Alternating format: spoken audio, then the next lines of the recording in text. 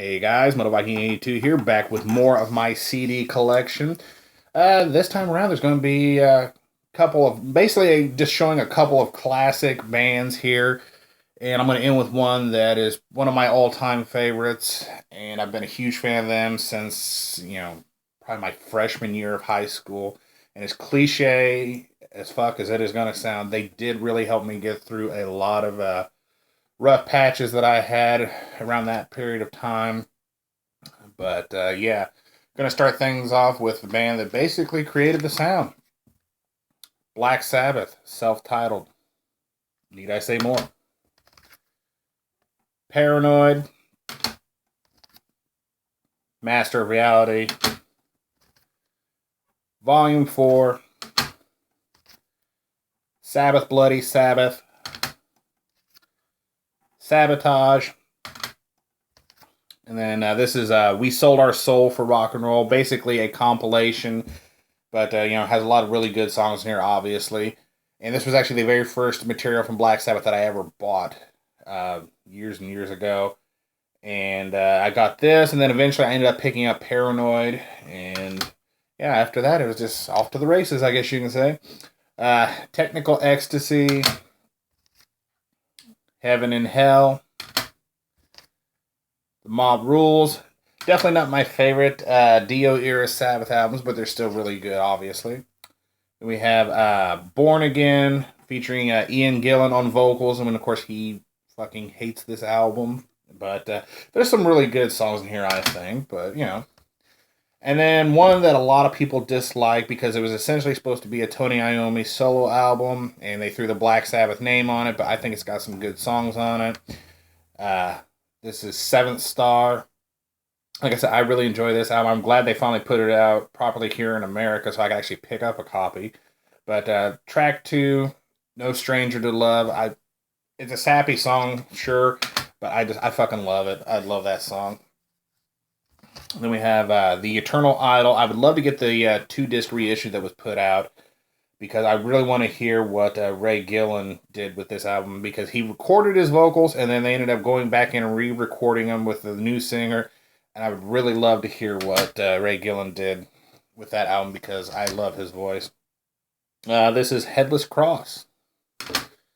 And then now my favorite Dio era album, and mainly I think probably because it was what introduced me to Dio era. This is a Dehumanizer. I really enjoy this album. I know a lot of people don't, but I think it's a solid album. Then we have Cross Purposes, Forbidden. This is Tear. Then we have the reunion. Double live album, and of course their latest one, 13. Though of course I've been hearing and reading all the different rumors that they're possibly going to record one more album. So who knows? We'll see what happens. And of course you have the Iommi Glenn Hughes DEP sessions from 1996, and the follow-up album Fused. Pretty good stuff. Ozzy Osbourne, Blizzard of Oz. This is Diary of a Madman. Speak of the Devil. Bark at the Moon. The Ultimate Sin. This is actually a really good album. The last song here, Shot in the Dark. Absolutely killer song in my opinion. One of my favorite Ozzy tracks to listen to. We have Randy Rhoads Tribute. And then this was actually the first solo Ozzy album I got, and I got it on tape. Imagine that. Yes, Walmart did at one point sell tapes, and the old store, back before I started working there, used to be just like literally right across the street from me, in the little shopping area right across the street from me. And actually, when I started working there, it was still there. But we used to sell tapes there, and I remember buying this on tape. That is No Rest for the Wicked. I really like this album. This is probably the one that I listen to the most when I want to listen to solo Ozzy stuff. Then we have Just Say Ozzy. No More Tears. And this is the, what is this? Live and Loud 2-disc live set. Whew. We have Osmosis. This is the Ozman Cometh compilation. This is one of the, really, besides No Rest for the Wicked, this was one of the other first Ozzy CDs that I remember buying. We have Down to Earth, Black Rain, which I'm really glad I got the jewel case version, because I know they had a really shitty digipack type thing. It was made with like recycled paper or some bullshit. And I absolutely, at the time, I really didn't want to get either of those last two albums. But if I was going to, as far as Black Rain goes, I wanted a jewel case version. And what changed my mind about picking those up was this album right here, Scream, featuring Gus G on guitar. Yeah, as soon as I heard a couple songs off of this, because I really wanted to see what Gus G could do with Ozzy as far as, making his sound maybe a little bit different, I just really wanted to see what he could do with this band. And as soon as I heard this, I went back and I went ahead and picked up those last two just because I found them really cheap, and I was like, gotta complete the collection. Now we move on to the man, the myth, the legend, Mr. Dio himself, with Holy Diver, The Last in Line, Sacred Heart, Dream Evil, Lock Up the Wolves, which this one actually did it right, because the booklet also had a poster to it. Unlike a lot of labels these days that do stuff like that, I hate when they make the booklet into a poster. So basically, you either got to unfold the booklet and hang it up if you want to, and then have an empty jewel case, with nothing in it. But these guys actually attached the poster to the top of the booklet when it folded out, so you can cut it off and then still have a full booklet. That's how it should be done. Either that or just put the poster in there separate. Make a separate deal out of it. Anyway, this is Strange Highways. Angry Machines. Definitely not some of his best material. Inferno, Last in Live. Magica.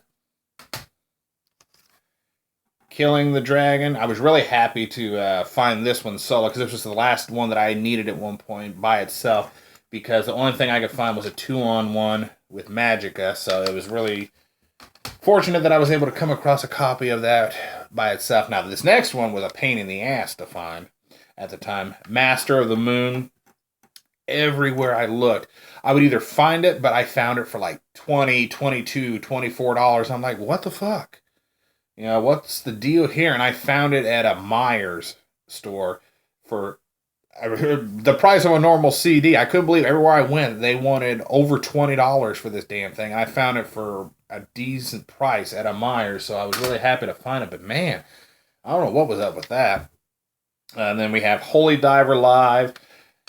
I don't know. That one just kind of was. It's not a very good live album in my opinion. And then we have the Dio at Donington, UK Live, 1983, 1987, 2-disc set. And as you can see, they come with replica backstage passes of the time period, which I think is a really cool idea. And then, of course, I had to pick up this tribute here, This Is Your Life. And, again,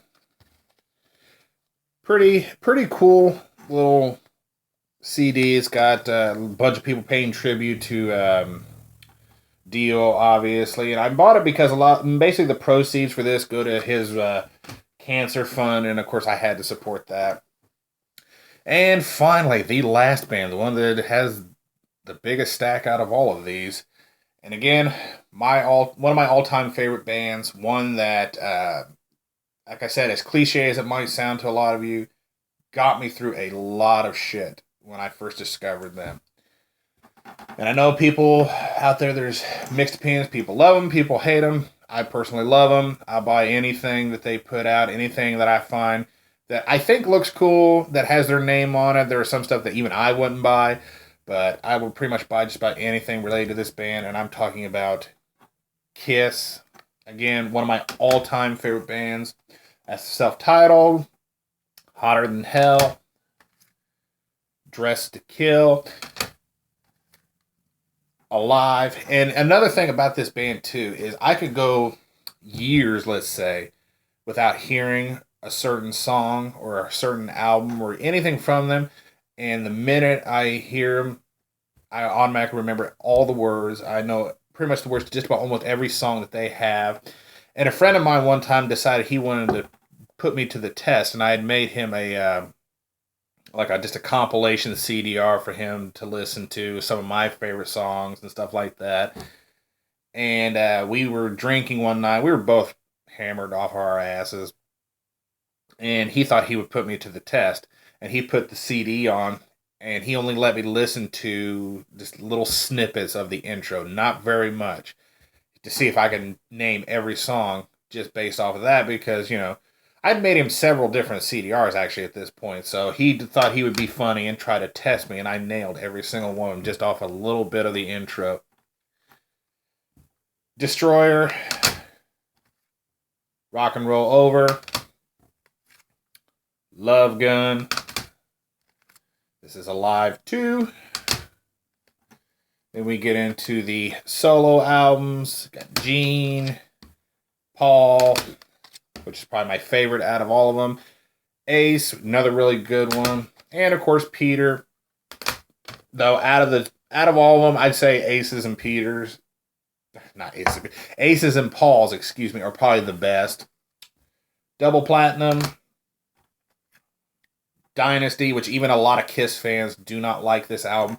I enjoy it, though not like a lot of their other material, but I do like a lot of the songs off here. I Was Made for Loving You, Sure Knows Something. Dirty Living's a really good song. I love Charisma. And Magic Touch, that's another really good. There's some good songs on this album. Basically, yes, Kiss made a disco album, but fuck it, I love it. I don't care what a lot of people say. And for some reason, I've got these upside down. I have no idea what the hell I'm even doing here. Sorry, I gotta get this straightened out or it's gonna drive me bonkers. Alrighty. Sorry, I'm kind of OCD when it comes to stuff like that. Unmasked. Music from the Elder. Yeah. No. We have one of my personal favorites, Creatures of the Night. War Machine, fucking amazing song. I don't care what anybody says. And then this version, I was so happy to finally find on CD. I actually found a tape of it. I think either at Half Price Books and their little 50-cent thing, or I found it at a garage sale. Didn't even know this particular cover existed, but the minute I saw it, I knew I had to track down the CD version of it. Here it is, Creatures of the Night, with the unmasked band members, including Bruce Kulick here. Yeah, pretty much the exact same album, but different cover. I was just really happy to finally get that. Then we have Killers, in which you can tell this is the German version because of the way the S's are. We have Lick It Up, Animalize, Asylum, and one of my personal favorites from the 80s, Crazy Nights. This was the first 80s era album that I bought, again, on tape, from Walmart for $5, and I damn near wore that tape out. I love this album. I love it so much. Like I said, I damn near wore that tape out, but yet it still plays perfectly today, so I don't understand how that happens. Smashes, Thrashes, and Hits.